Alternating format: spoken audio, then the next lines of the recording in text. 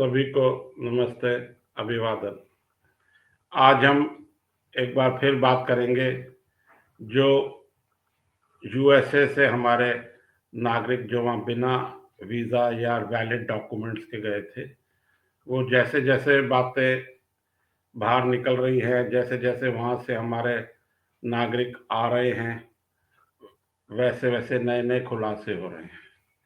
अच्छा, सारे मीडिया वाले जो हैं वो जो वहाँ से आए हैं उनसे इंटरव्यू ले रहे हैं, पंजाब में जा रहे हैं, हरियाणा में जा रहे हैं, गोहाना में। आज भी मैं देख रहा था एक गोहाना का कोई बच्चा था, उसका इंटरव्यू था, वो अपनी दुख भरी दास्तान बता रहा था। लेकिन एक बात आपने नोट करी होगी कि सबसे ज्यादा संख्या में पंजाब के बाद गुजरात से लोग जा रहे हैं।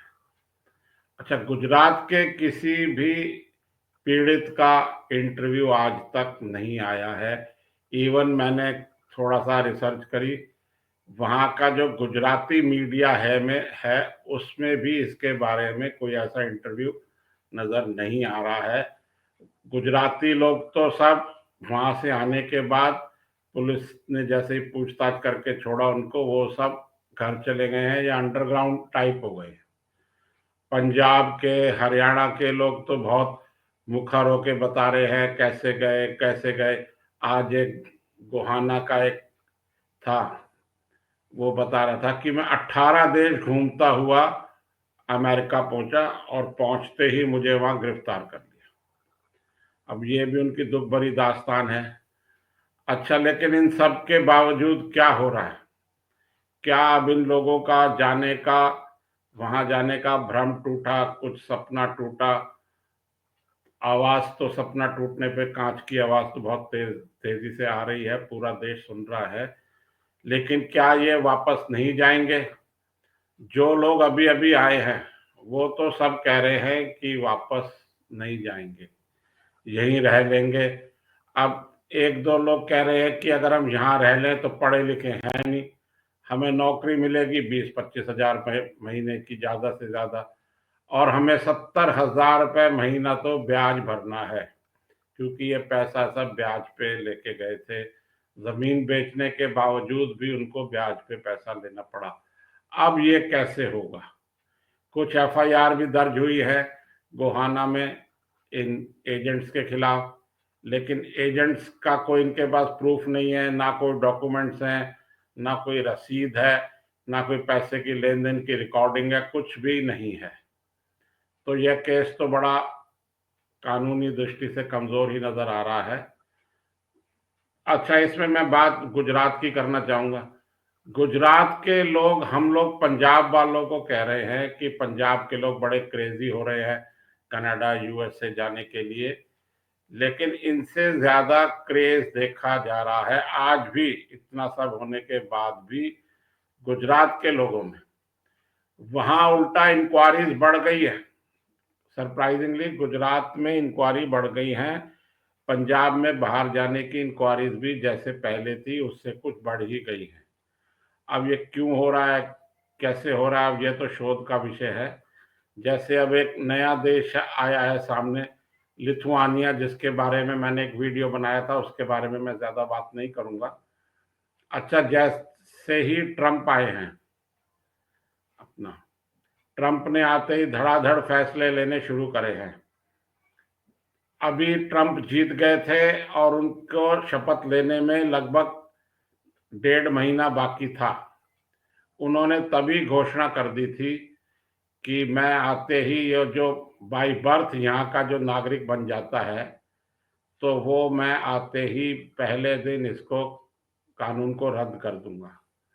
बाई बर्थ का मतलब ये है कि कोई इंडिया से या किसी और कंट्री से वहां गया और उनका वहां बच्चा हुआ, बच्चे को वहां जन्म दिया गया, तो वो ऑटोमेटिकली अमेरिका का नागरिक हो जाएगा, चाहे उसके माता पिता अमेरिका के हों या नहीं हों। इसी बात का फायदा उठाकर लोग वहां जाते थे और अपने बच्चे वहीं जाके प्लान करते थे कि भाई देखो, हम, हमारा बच्चा तो अमेरिकन है, हम इसको छोड़ के कैसे जाएं, हमें भी यहीं रख लो। इस टाइप के तरह तरह के बहाने या हकीकत जो भी कह ले वो बताते थे। अच्छा, अब ट्रंप ने आते ही ये पहले दिन ही उन्होंने ये एग्जीक्यूटिव ऑर्डर साइन कर दिया कि कोई भी जो है बच्चा यहाँ होगा जिसके माँ बाप अमेरिकन नहीं है, उनको हम नागरिकता नहीं देंगे। अच्छा, ट्रंप ने ये घोषणा पहले ही कर दी थी, तो वहां जो लेडीज थी जो बाहर की थी और वो प्रेग्नेंट थी, उन्होंने पहले ही सर्जरी करा के अपने बच्चे वहां पैदा करने शुरू कर दिए थे, बाई फोर्स सर्जरी। चाहे बच्चा बीमार हो, 7वें महीने का हो, कैसा भी हो, हमें ट्रंप के आने से पहले बच्चा चाहिए जो अमेरिका का नागरिक हो। अब यह अमेरिका की नागरिकता लेने का किस हद तक जुनून है, इससे बड़ा उदाहरण मेरी नजर में तो नहीं है। बच्चे की जान के साथ रिस्क लेके भी वहां के लोग वहां की नागरिकता चाहते हैं और कैसे कैसे तरीके अपनाते हैं। अच्छा, अब वहां यही हो रहा था कि कोई भाग के आया, दौड़ के आया, इसलिए कई प्रेग्नेंट लेडीज भी हैं जो अपने प्रेगनेंसी के दौरान वहां जाना चाहती है कि भाई वहां मेरा बच्चा हो जाएगा तो वो वहां का नागरिक हो जाएगा, उसके बहाने हमारा भी जीवन संवर जाएगा। जो बच्चा अभी नहीं हुआ है उससे पहले से ही इतनी इतनी उम्मीदें लगा ली कि वो बच्चा हो तो अमेरिका का नागरिक ही पैदा हो। अच्छा, मैं इसमें संदर्भ के लिए थोड़ा बताता चलूं कि भारत में नागरिकता का क्या कानून है। एक लाइन में मैं बता दूं, अमेरिका में तो ये कानून है जो बच्चा वहां हो गया, चाहे उसके माँ बाप यूएसए के हैं या नहीं है, वो वहां का नागरिक हो जाएगा। इंडिया में ये कानून है कि जो बच्चा यहाँ पैदा होगा उसके माँ या बाप पिता वो भारतीय नागरिक होना चाहिए। दोनों में से एक भारतीय नागरिक होगा तो ही उसको भारत का नागरिक बनाया जाएगा। तो ये कानून तो यहाँ ठीक है, चल रहा है, सब सब देशों के अपने अपने कानून है अपना। यहाँ हम बात अमेरिका की ज्यादा कर रहे हैं। अच्छा, गुजरातियों के मैंने चैनल देखे हैं, कुछ वहां के गुजरातियों के पत्रकारों के इंटरव्यू देखे मैंने, तो वो बता रहे हैं कि गुजरातियों में क्रेज अभी भी बरकरार है। लोग यूं ही पंजाब को दोष दे रहे हैं, गुजरातियों का क्रेज कम नहीं हुआ है। अच्छा, एक बड़ा इंटरेस्टिंग फैक्ट निकल के सामने आया है कि अभी जो 2-2.5 साल पहले ये जो किसान आंदोलन हुआ था, लगभग 3 साल होने को आ गए हैं, तो वहाँ सारे पंजाब के लोग, यूपी के लोग, सब हरियाणा के लोग, सब जगह के लोग वहाँ इकट्ठा हो रहे थे जो जो उस आंदोलन का समर्थन कर रहे थे, या कोई पत्रकार होने के नाते या वैसे ही देखने चले गए। तो वहाँ जो पंजाब से लोग आए थे वो वहाँ के बड़े बड़े किस्से सुनाते थे कि जी कनाडा तो स्वर्ग है, अमेरिका में तो बस डॉलरों की बरसात हो रही है। तो इन सब बातों से भी हरियाणा और दूसरी यूपी के लोगों को भी कुछ समझ में आया कि हम भी वहां जाएं और वहां पेड़ पेड़ लग रहे डॉलरों को तोड़ें और अपना जीवन स्तर सुधारें। इसलिए अब हरियाणा के लोगों में जो क्रेज बढ़ा है वो पिछले 2.5-3 साल से ज्यादा बढ़ा है इस किसान आंदोलन के कारण। एक यही कारण नहीं है कि किसान आंदोलन हुआ और हरियाणा के लोग जाने लगे, धीरे धीरे पहले भी था, लेकिन इसने भी एक वन ऑफ द रीजन जिसको कह सकते हैं, ये रीजन रहा। और गुजरातियों का तो मैं इतने चैनल देखे हैं, मैं गुजराती भी समझता हूँ, तो मैंने गुजराती के चैनल देखे, तो उनको तो बस क्रेज आज भी बरकरार है, वो आज भी पैसे देने को तैयार है, आज भी वो डोंकी रूट डैंकी रूट कैसे भी जाने को आज भी गुजराती लोग तैयार हैं।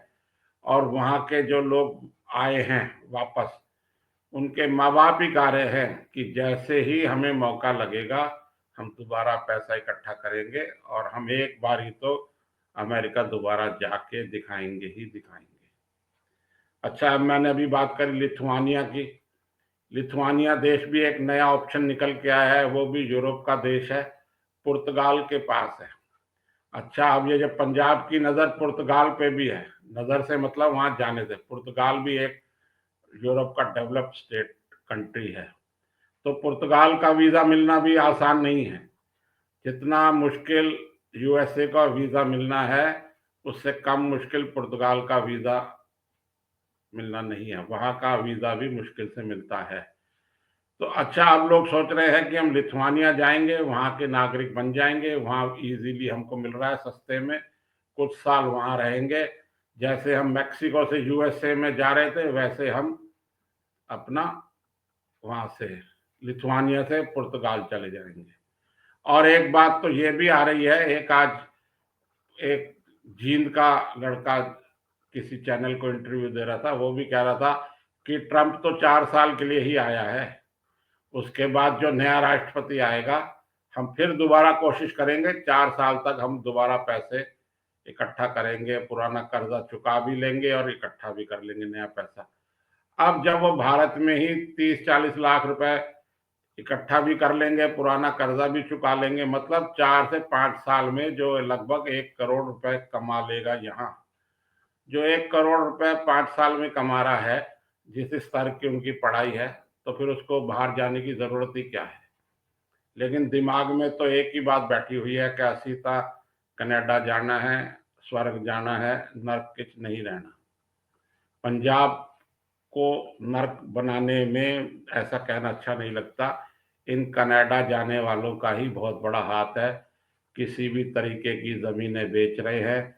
अब ये जो सब बच्चे लोग वहां से आए हैं, ये सब फ्रस्ट्रेटेड है, परेशान है, अब ये ड्रग्स का ही सहारा लेंगे, ऐसा एक अंदेशा है। ऐसा सच ना हो, मेरा ये मानना है, लेकिन अभी क्रेज बरकरार है, इसको टूटने में अभी टाइम लगेगा।